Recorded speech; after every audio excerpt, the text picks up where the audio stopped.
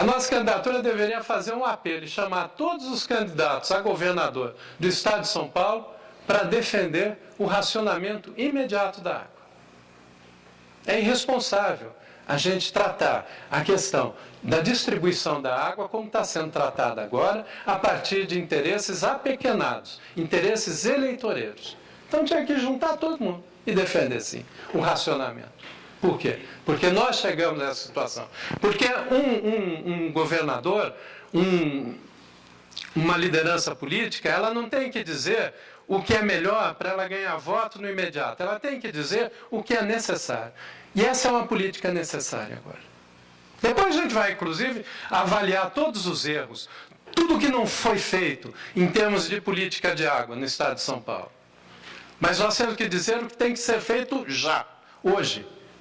A partir do primeiro dia em que a nossa candidatura for oficializada. Outra medida que devia ser tomada, e aí a gente vê o total despreparo e até desprezo da Sabesp em relação à gestão do seu bem, não é? De seu principal insumo, que é a água. A Cantareira. A Cantareira está quase seca. O que deveria ser feito? Agora, aproveitar, inclusive, essa crise e a falta d'água. Colocar trator e caminhão e tirar e diminuir o assoreamento dentro da Cantareira, que foi provocado por outras medidas também, anteriores, não é? Ou melhor, não medidas. Como que eles fazem? Eles fazem dragagem, que custa muito mais caro do que agora que a Cantareira está quase seca.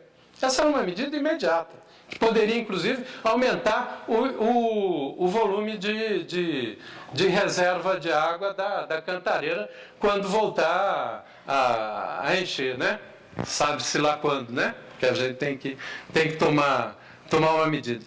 Agora, o que a gente vê na política apresentada tanto pelo governador Alckmin, como agora pelo candidato do PT também, colocando, a solução que eles propõem é transposição de água. É mais um horror. Aliás, o Aziz Absaber, um pouco antes de morrer, ele previu que São Paulo ia tirar água do Rio Paraíba. Não devemos fazer isso. Isso não é necessário.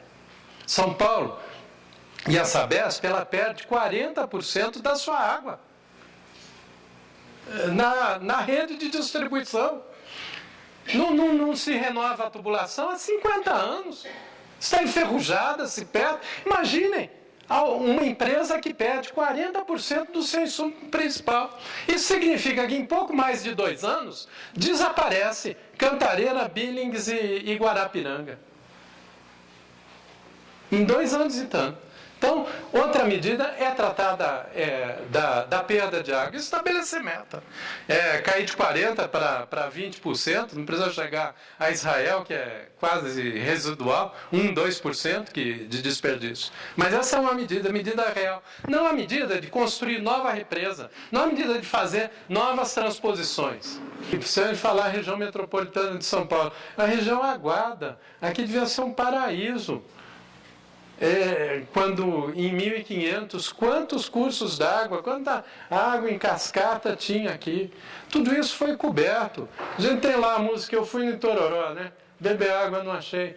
O Itororó passa 23 de maio em cima. O Anhangabaú, a gente fala, olha, tem enchente no Anhangabaú. Claro, fizeram um túnel no leito de um rio. E que é o quê?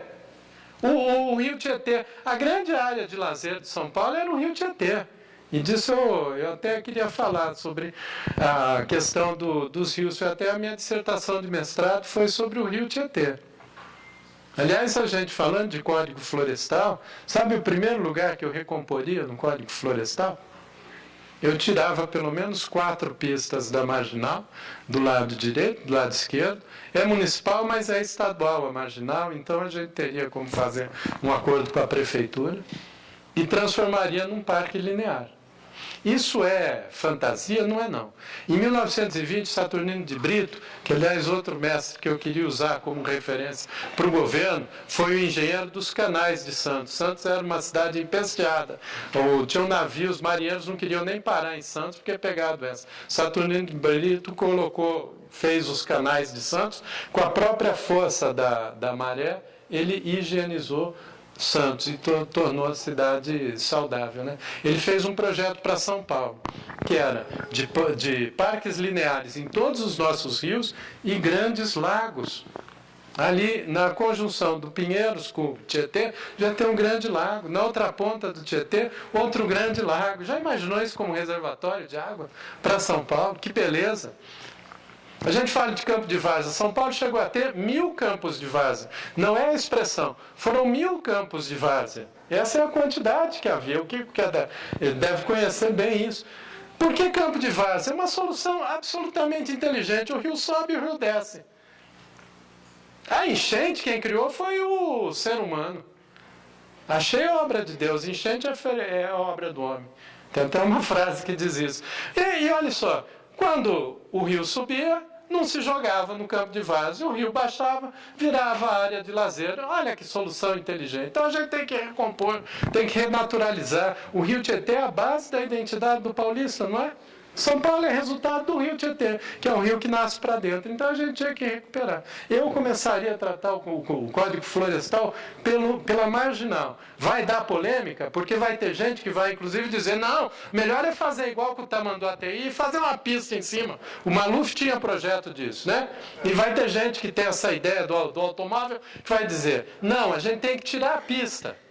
Tem que criar estacionamentos de bolsão ali no entorno, criar aí um BRT, né, que é um ônibus que podia circular e interligar todo o sistema de transporte, ter um parque, reurbanizar aquela área de uma outra forma. Tem inclusive um projeto do Oscar Niemeyer que tratava disso, foi na época do Jânio Quadros como prefeito. Então eu trataria desse jeito. E ao aplicar aqui, porque São Paulo, né, parece até estranho, né? Porque aplicar no Rio Tietê é pela visibilidade. E a gente devia fazer isso num programa contínuo de renaturalização dos rios. Todos. Reabrir os rios. Tem cidade que fez isso. Vai falar lá de Londres e de Paris, né? Mas vai falar de Seul. Fez isso em 20 anos. Estado do tamanho de São Paulo. Como é que pôde?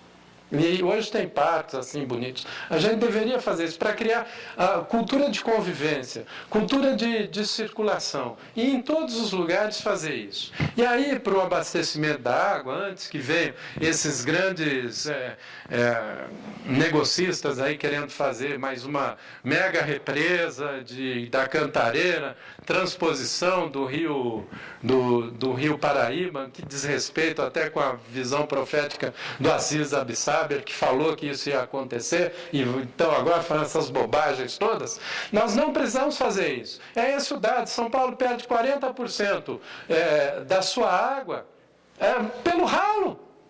Então nós temos que recuperar a canalização. Isso vai gerar emprego, inclusive, vai gerar uma outra forma de economia na cidade. A água pluvial. Tem que acompanhar esgoto com água pluvial, não pode, tem que ter multa, tem que ter acompanhamento. Agora, isso dá trabalho.